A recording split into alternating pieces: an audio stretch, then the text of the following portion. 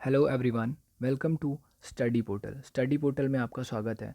My name is Shivam. In this video we are going to learn few important English words which will be very beneficial for the examination like SSC, IBPS or UPSC. This video will be very helpful in your personality development and you can also use these words with your friends and relatives. Friends, this video will be in Hindi language. There will be 10 words, but I will tell you few antonyms and few synonyms as well. So ultimately, it will become a collection of 50 words. Without further any delay, let me begin the video. हमारा पहला word है envelope. Envelope क्या होता है? एक envelope तो noun हो गया, इसका मतलब होता है कोई लिफाफा या कवरिंग को एनवेलप कहते हैं। लेकिन अगर यहाँ पे वर्ब है तो इसका मतलब हो जाएगा कि हम किसी को घेर रहे हैं, ढक रहे हैं, उसको कहते हैं एनवेलप करना या कवर करना। एन रैप करना, एन रैप मतलब भी, रैप मतलब होता है लपेटना, तो एन रैप मतलब हो जाए किसी को चारों ओर से लपेटना। सराउंड मतलब भी, जैसे सराउंडिंग क्या होती है, हमारे चारों ओर की जो इन्वायरमेंट है उसको हम कहते हैं सराउंडिंग। ठीक है, तो उसी से बनता है वर्ड सराउंड, यानी घेरना या ढकना। इसका उल्टा देख लेते हैं, यानी एंटोनिम्स देखते हैं, तो वो है अनरैप करना। अनरैप यानी कि कोई भी ढकी हुई चीज़ थी तो मैंने उसको खोल दिया है, तो मैंने उसको अनरैप कर दिया है, यानी मैंने उसको रिवील कर दिया है। रिवील क्या होता है? कोई भी सच था उसको मैंने सबके सामने ला दिया, तो मैंने उस सच को रिवील कर दिया। एक वर्ड होता है व्हील, VEIL। व्हील का मतलब होता है घूंघट। अगर उस घूंघट को हम हटा देंगे तो हम करेंगे क्या? हम उस व्हील को जब हटाएंगे तो कहेंगे अनव्हील। ओके, व्हील मतलब घूंघट होता है या ढकना होता है, जबकि अनव्हील उस पर्दे को या घूंघट को हटाना होता है। इसका एग्जाम्पल देखते हैं। I saw a figure approaching enveloped in A black clock. यानी कि मैंने एक फिगर, यानी मैंने किसी को देखा कि वो एनवेलप्ड था, वो ढका हुआ था, किससे? इन ए ब्लैक क्लॉक। ब्लैक क्लॉक क्या होता है? ब्लैक क्लॉक होता है जैसे कोई राजा महाराजा पहनते नहीं है, ऊपर से नीचे तक वो लटकता रहता है, काफ़ी लंबा सा कपड़ा एक होता है, उसको हम क्लॉक कहते हैं। सेकंड वर्ड क्या है? सेकंड वर्ड है कैटेगोरिकल। कैटेगोरिकल मतलब होता है स्पष्ट, कोई भी चीज़ क्लियर है, साफ साफ दिखाई दे रही है, उसमें कोई हमें कन्फ्यूज़न नहीं है, तो वो कैटेगोरिकल है। ठीक है, यानी कि अनक्वालिफाइड है, अनकंडीशनल है या अनइक्विवोकल है। इन सभी का मतलब होता है जिसमें हमें कोई कन्फ्यूज़न ना हो, सब कुछ अंतर जो भी है साफ साफ दिखाई दे, तो उसको कहते हैं कैटेगोरिकल या अनक्वालिफाइड, अनकंडीशनल या अनइक्विवोकल। इसका उल्टा हो जाएगा कंडीशनल या इक्विवोकल। ठीक है, इसका हम एग्जांपल देखते हैं। The categorical charges made in the document रिबट the plea. यानी कि जो चार्जेस कैसे थे? कैटेगोरिकल थे, यानी स्पष्ट चार्जेस थे, उसमें कोई कन्फ्यूज़न नहीं थी, सबको पता था कि वो चार्जेस कैसे हैं। Categorical charges made in the document, document में जो ये चार्जेस मेड किए गए यानी बनाए गए हैं या लिखे गए हैं। रिबट द प्ली, ये जो प्ली थी उसको उसने रिबट किया, यानी क्या किया? इस प्ली में क्लेम किया गया है। रिबट मतलब होता है क्लेम करना। इस प्ली में इन चार्जेस को मैंने क्लेम किया हुआ है। नेक्स्ट वर्ड देखते हैं, सब्टरफ्यूज। सब्टरफ्यूज क्या होता है? सब्टरफ्यूज होता है छल करना, धोखा देना, किसी को डिसीव करना, चीट करना। ठीक है, तो सब्टरफ्यूज मतलब छल होता है या डिसीट। डिसीट यहाँ पे छल या धोखे से ही है, और ये वर्ब है, सॉरी नाउन है, तो वर्ब क्या हो जाएगा? वर्ब हो जाएगा डिसीव। ओके, यहाँ पे वी लग जाएगा, तो डिसीट मतलब छल या धोखा, सब्टरफ्यूज भी सेम हो जाएगा। ट्रिकरी, ट्रिकरी यानी जब हम किसी के साथ ट्रिक करते हैं, उसको उल्लू बनाते हैं, तो हम ट्रिकरी करते हैं, उसको भी चाल चलन जो भी कहना है कहते हैं। डिसेप्शन, डिसेप्शन मतलब होता है धोखा। ठीक है, डिसेप्शन धोखा, ट्रिकरी भी हो जाएगा, डिसीट हो जाएगा, सब्टरफ्यूज हो जाएगा। इसके एंटोनिम्स देखते हैं। जब हम क्या करेंगे? धोखेबाजी नहीं करेंगे, हम क्या दिखाएंगे? ऑनेस्टी दिखाएंगे। ऑनेस्टी यानी ईमानदारी।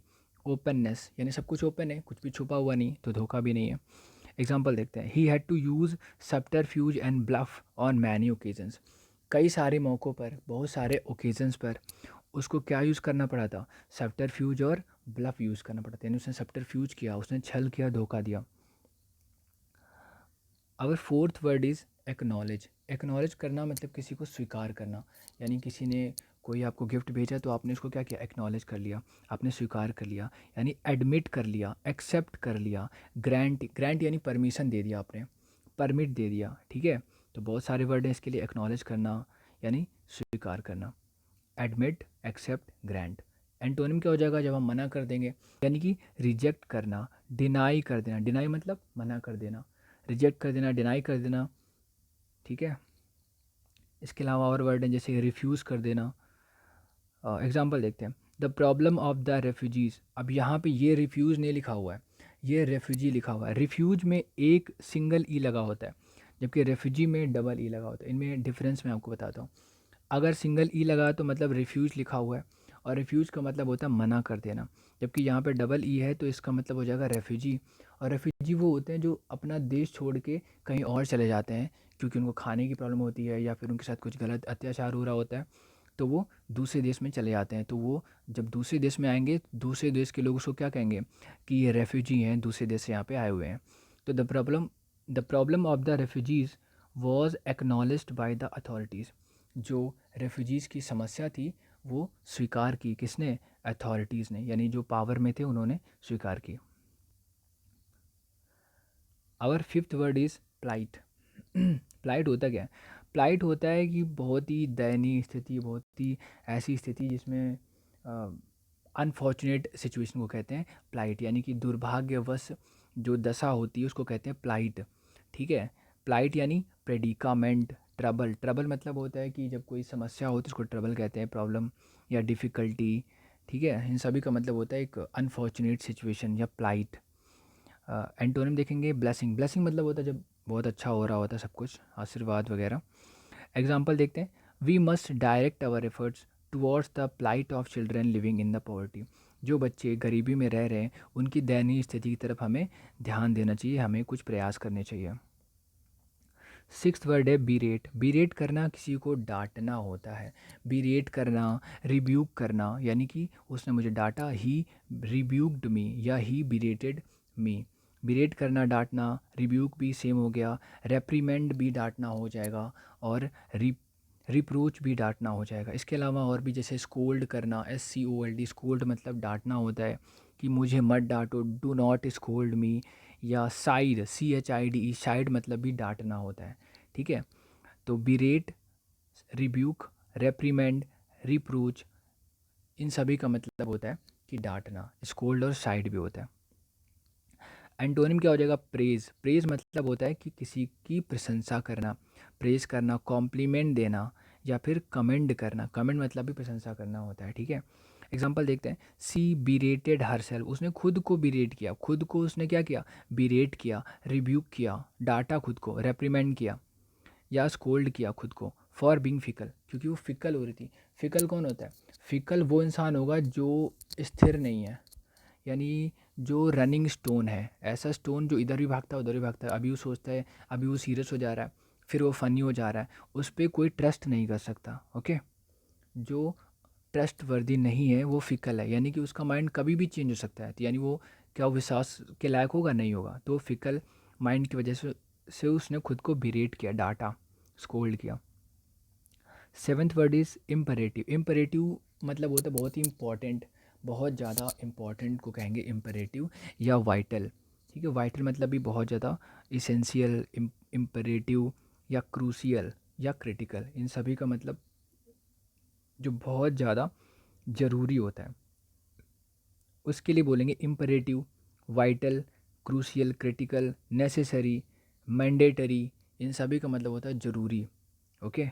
मैंडेटरी मतलब भी सेम हो जाएगा, नेसेसरी हो जाएगा, क्रूशियल हो जाएगा, क्रिटिकल हो जाएगा, इम्परेटिव हो जाएगा, वाइटल, वाइटल हो जाएगा, मतलब ज़रूरी।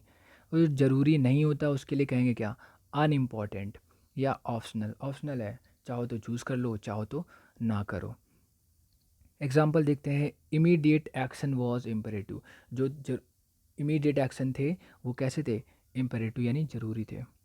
एट्थ वर्ड है सरपास। सरपास मतलब होता है कि किसी की हम आगे निकल गए, यानी पहले कोई प्रॉफिट में चल रहा था, ए कंपनी पहले प्रॉफिट में चल रही थी, लेकिन बाद में बी कंपनी ने ए कंपनी को सरपास कर दिया प्रॉफिट में, यानी उससे आगे निकल गई, यानी एक्सेल कर दिया, ठीक है।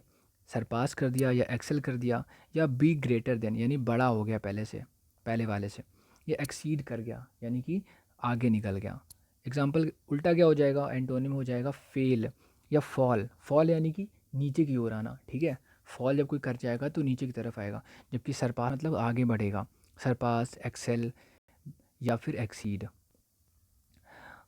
एग्जांपल देखते हैं। Pre war levels of production war were surpassed in 1929। जो वॉर से पहले जो लेवल थे प्रोडक्शन के, वो क्या हुए, सरपास हो गए, यानी जो प्रोडक्शन था बहुत ज़्यादा हो रहा था 1929 में। Okay, our ninth word is incentivise. एक वर्ड आपने सुना होगा, इंसेंटिव। अगर आप कोई अच्छा काम करते हो तो कंपनी आपको इंसेंटिव देती है, ठीक है। अगर आप उसकी सेल 50,000 कर दोगे तो आपको 1,000 मिल जाएगा, 1 लाख कर दोगे तो 2,000 मिल जाएगा। तो वो इंसेंटिव होते हैं, ठीक है। इससे क्या होता है ना, जो एम्प्लॉई होता है वो ज़्यादा काम करता है ताकि उसे ज़्यादा प्रॉफिट हो। तो अगर हम इंसेंटिवाइज करेंगे तो क्या करेंगे, उसको हम प्रोत्साहित करेंगे, ठीक है।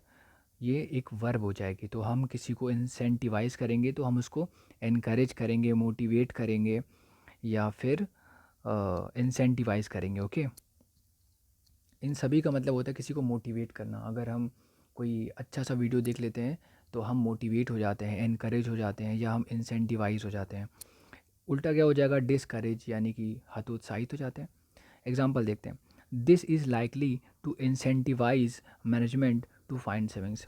यानी कि ये पॉसिबल है कि जो मैनेजमेंट है वो क्या करेगा, इंसेंटिवाइज करेगा, यानी कि वो मोटिवेट करेगा खुद को, ताकि वो क्या कर सके, टू फाइंड सेविंग्स, ताकि वो सेविंग्स ढूंढ पाए या सेविंग्स ज़्यादा कर पाए। हमारा फाइनल वर्ड है रिगोरस। रिगोरस या मेटिकुलस, इन सभी का मतलब होता है बहुत ही केयरफुल होके काम करने वाला इंसान, वो रिगोरस इंसान होगा। रिगोरस या मेटिकुलस, इन सभी का मतलब बहुत ही केयरफुल, हर काम को ठीक ढंग से करना, सही से करना, उसको कहते हैं रिगोरस या मेटिकुलस या पंक्टिलियस। पंक्टिलियस होता है जो इंसान पंक्चुअल होता है, वो अपने काम टाइम पे करता है, सही से करता है, वो पंक्टिलियस होता है। या कंसाइंसियस।